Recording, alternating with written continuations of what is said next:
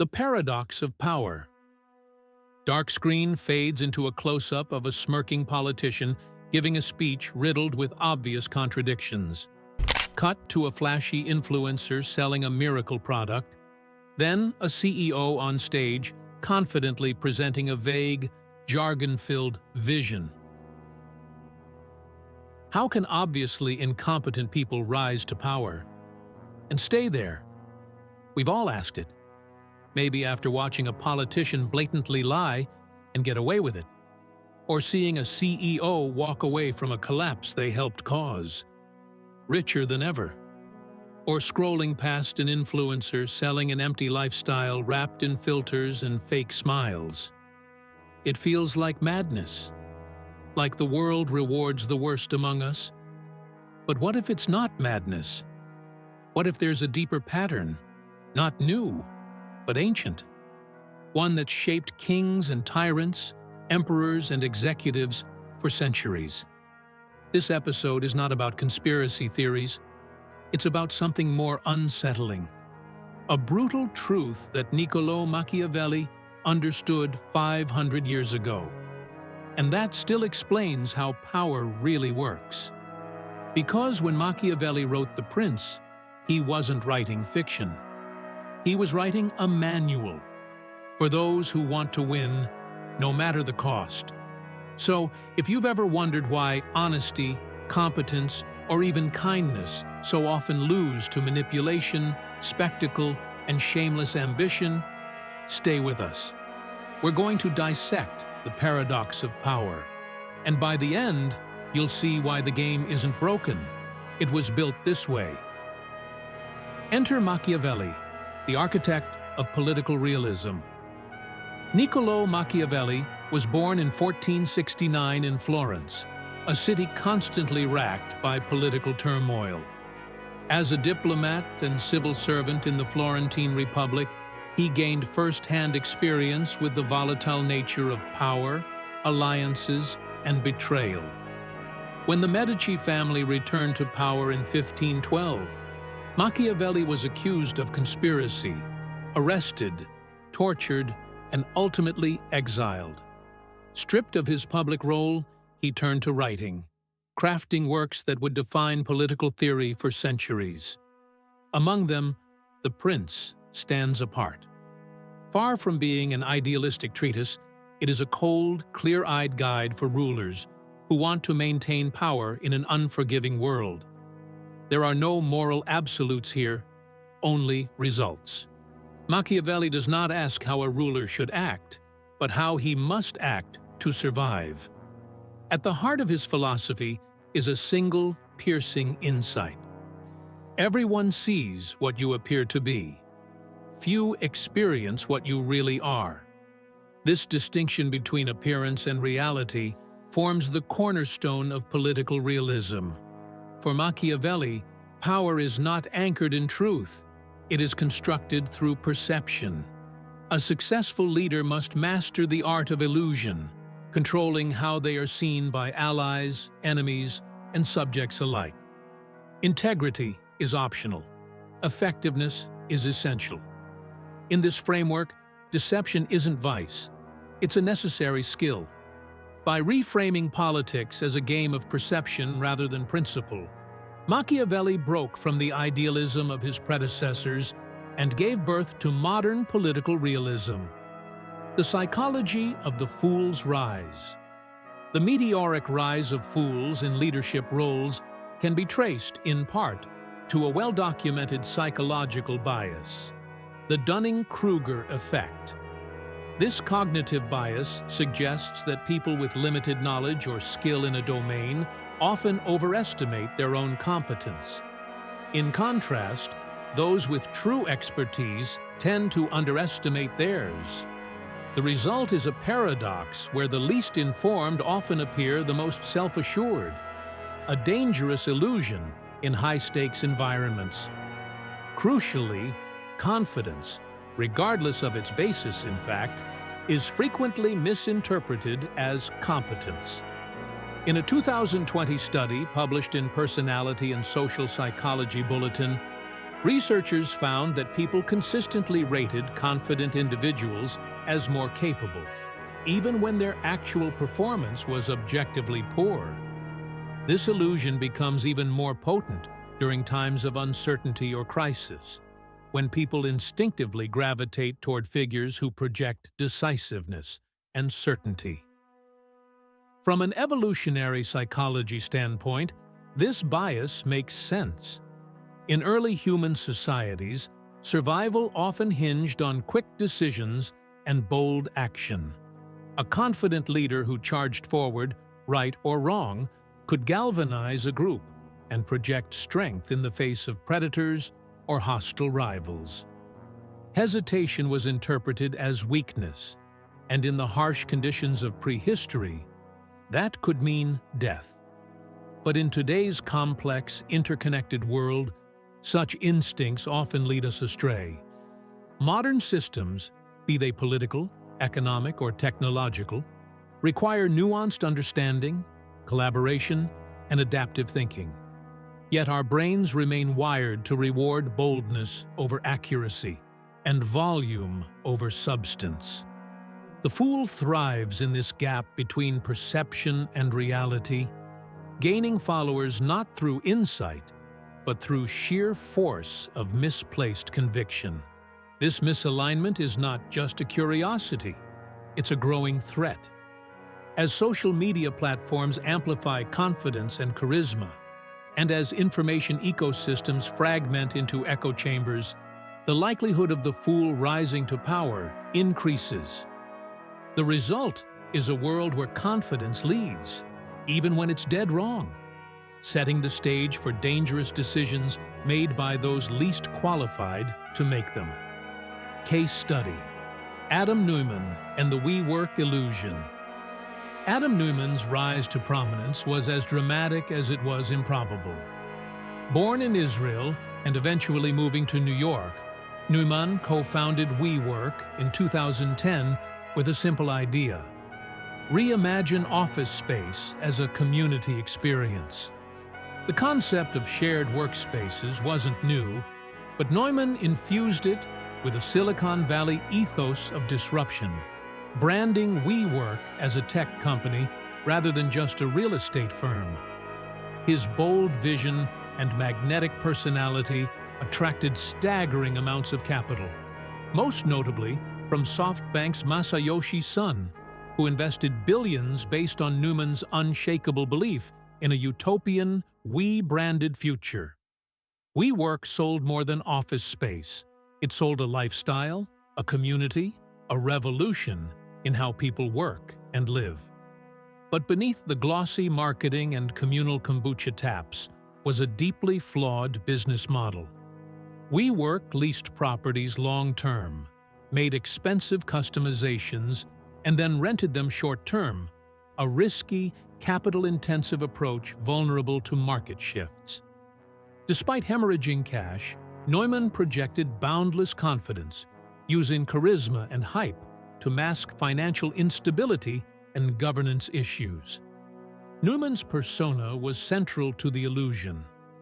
Investors and the media bought into his narrative of visionary genius.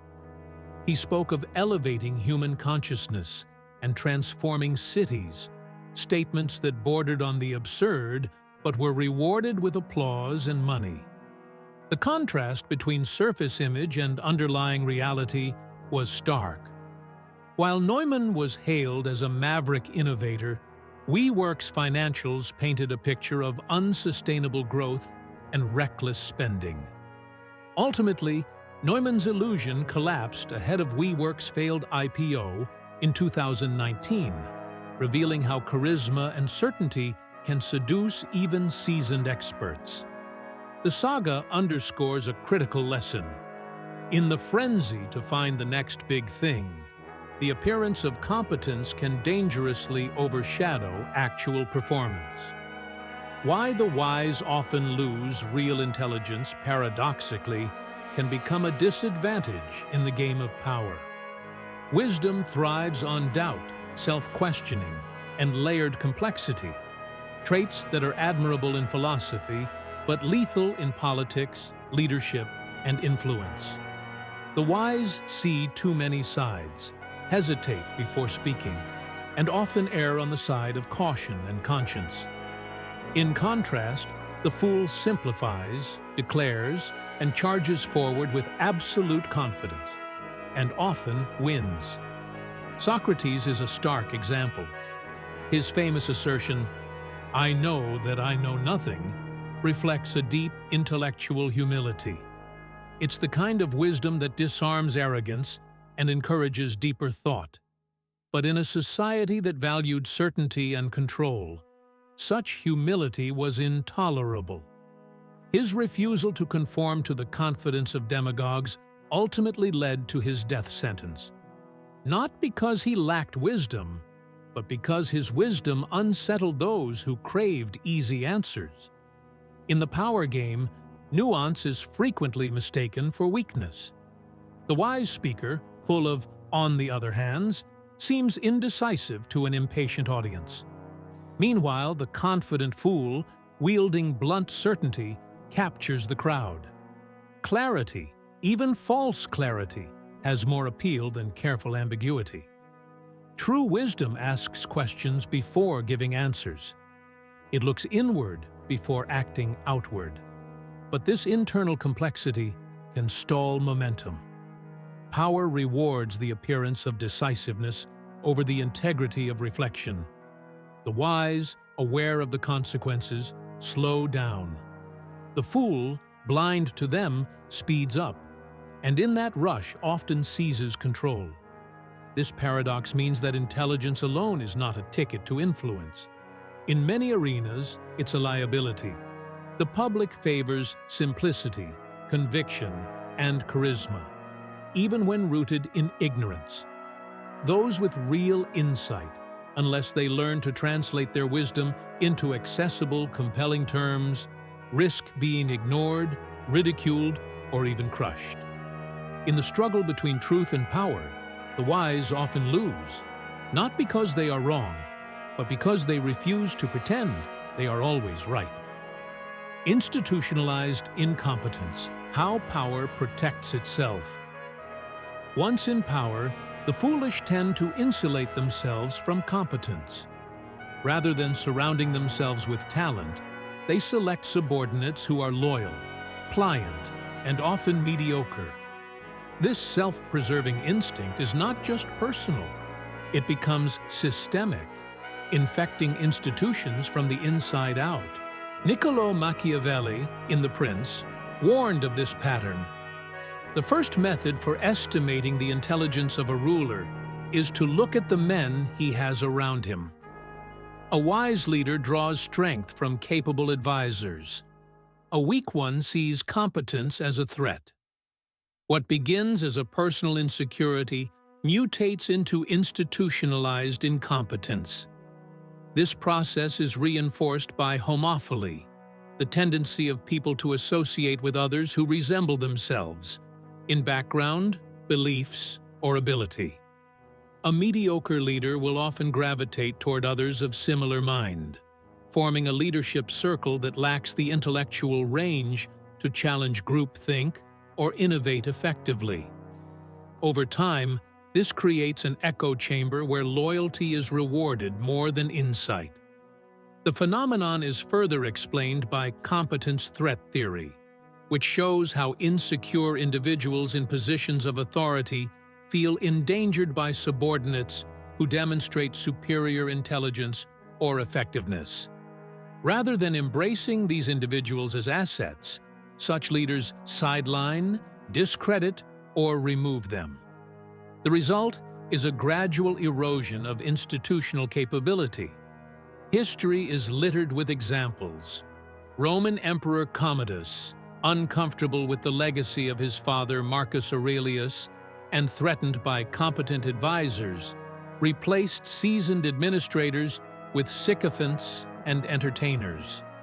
His reign marked a sharp decline in Roman governance and stability.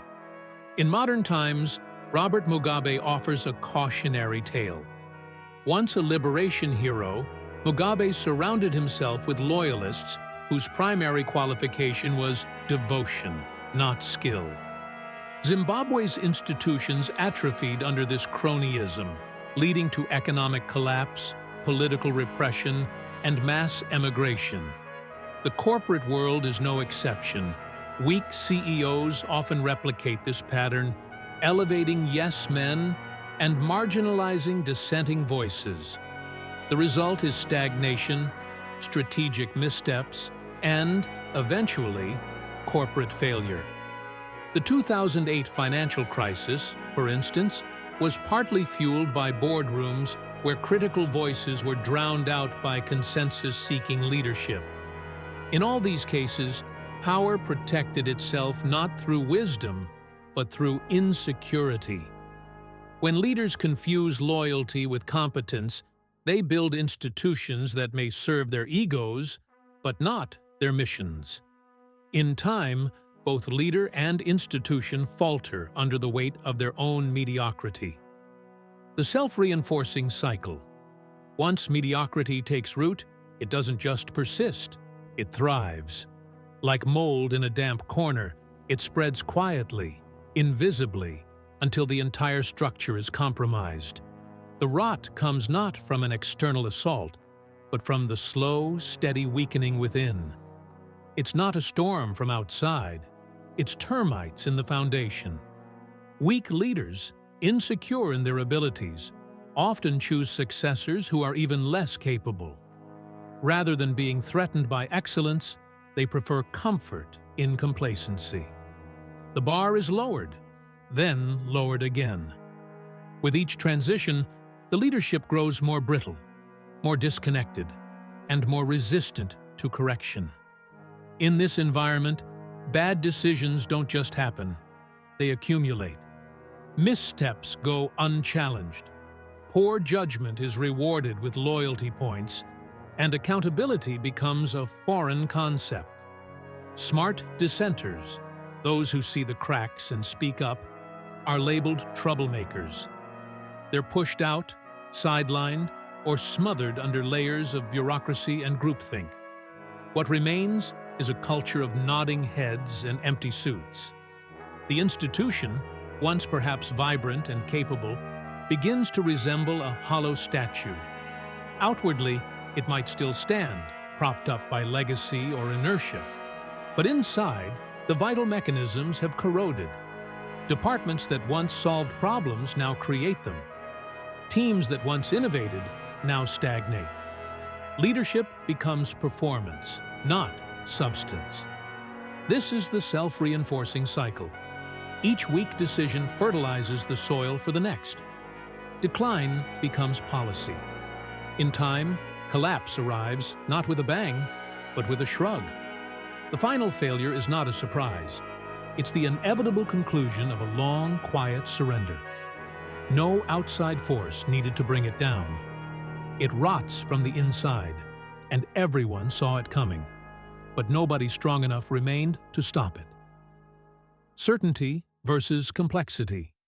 The crisis of modern leadership. Modern leadership faces a paradox. The more honest and evidence-based a message is, the less persuasive it becomes. Today's most urgent crises, climate change, economic instability, and public health, are rooted in complexity. Scientists and experts speak in models, probabilities, and margins of error. Their language reflects uncertainty because the systems they study are dynamic and unpredictable. Yet, this very nuance often undermines public confidence. Populists, by contrast, offer certainty. Their narratives are simple, emotionally resonant, and absolute. The economy is rigged. The virus is a hoax. Climate change is a lie. Despite being demonstrably false or misleading, these messages gain traction because they satisfy a psychological need for clarity and control. Simplicity, not accuracy, often wins minds. The Yale experiment on motivated reasoning revealed a hard truth. Even highly intelligent individuals reject facts when those facts threaten their core beliefs. Climate change, for instance, becomes not a scientific issue, but a cultural and ideological identity marker. This makes rational discourse even more difficult. The crisis, then, is not just in the issues we face, but in our cognitive and emotional capacity to confront them. Leadership grounded in truth struggles to mobilize mass support because it cannot offer guarantees, only probabilities. Until we find new ways to communicate complexity with clarity, without sacrificing honesty, the advantage will remain with those who trade in certainty, however false. The challenge for modern leadership is not only to know the truth, but to make it resonate. The Machiavellian insight, the performance of power. Through Machiavelli's lens, power is theater. The stage matters more than the script. Truth becomes secondary to perception, and those who master the performance, not the principle, rise. In The Prince, Machiavelli doesn't advocate for deception as virtue. He strips away idealism to expose the machinery beneath leadership. The ruler must appear merciful, faithful, humane, even if he is none of these. In today's world, CEOs, politicians, and public figures succeed not because they are correct, but because they project confidence, control, and competence. Their strength lies in image management. Social media and 24-hour news cycles only heighten this need. The performance must be constant. Machiavelli's enduring insight is not cynicism, it is clarity. He warns that those who cling to moral purity may be devoured by those who understand the rules of the game. Survival, influence, legacy. These belong to the one who can manipulate perception while keeping the machinery of control well-oiled. Power, then, is not held by the most just, but by the most convincing. How to see through the illusion challenge to the audience. In a world built on illusion, can you train yourself to see through it? The illusion is seductive, a carefully crafted performance of certainty, control, and noise. But behind the spectacle, the truth often hides in plain sight, whispered rather than shouted. Final insights. Don't mistake confidence for clarity. Loud voices can echo in empty minds. True understanding is often quiet, questioning, and uncomfortable. Don't assume intelligence will rise on its own. It must be cultivated, not just in schools or books, but in how we observe, reflect, and challenge ourselves. Don't reward those who speak loudest. Reward those who think deepest. The most transformative ideas often begin in silence, shaped by humility and rigor. As Shakespeare warned, "The fool doth think he is wise, but the wise man knows himself to be a fool." This is not just literary wisdom, it's a compass. To see through illusion, we must embrace uncertainty and seek the deeper layers beneath surface appearances. The stark truth: the game won't change unless we do. Illusions persist because we participate in them, through passive acceptance, misplaced trust, and the fear of asking hard questions. But if we start looking, really looking, we can break the spell. So ask yourself, who benefits from the illusion? What am I not seeing?